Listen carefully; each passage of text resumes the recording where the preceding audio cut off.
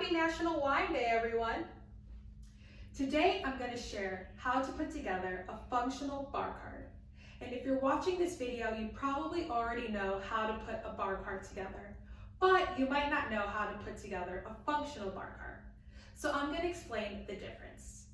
A regular bar cart would just be a bar cart with some bottles on it. So it serves no other function than to hold and store your bottles. Similar to a wine rack. Wine racks hold wine bottles. That's it. So a functional bar cart does more than just hold bottles.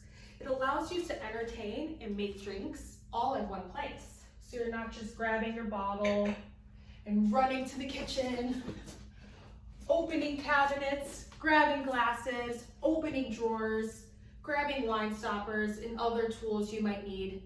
Everything is in one place. After choosing the bar cart of your liking, which I would suggest getting a bar cart that has at least 2 shelves and is medium to large in size, first step will be choosing your bottles.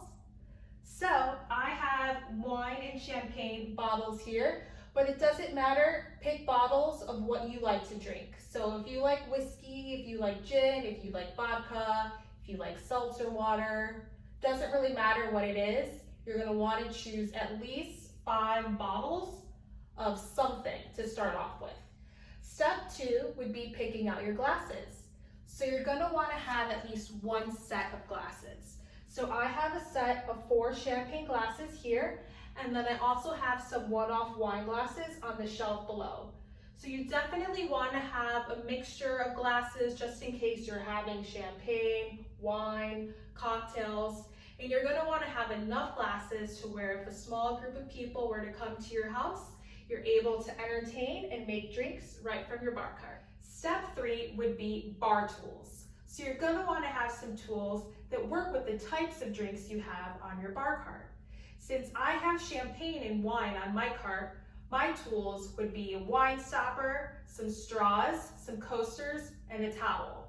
If you have hard alcohol on your bar cart, you're going to want a full bar tool set and an ice bucket. Step 4 would be flowers and plants. Flowers and plants are great add-ons to your bar cart, and they help fill out the dead space. I have imitation flowers on my bar cart, which are great because you don't have to worry about them getting enough sunlight or changing the water.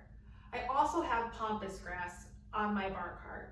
I like pampas grass because, again, it's low maintenance and looks great on a bar cart. Choose whatever flower or plant works for you. And just remember, you can swap it out at any time. The 5th and final step would be accessories. Just as you would wear a watch or necklace or earrings to accessorize your outfit, you're going to want to accessorize your bar cart too. So my bar cart has candles, books, a bell, and a letterboard, but you can add whatever accessories work for you and fit your style. Accessories are great for giving your bar cart personality and also filling out the dead space. Cocktail books and cooking books are great for bar carts because they give you different ideas of drinks to make and different foods to pair with your drinks. Well, that's it for today. I hope you enjoyed this video. Cheers!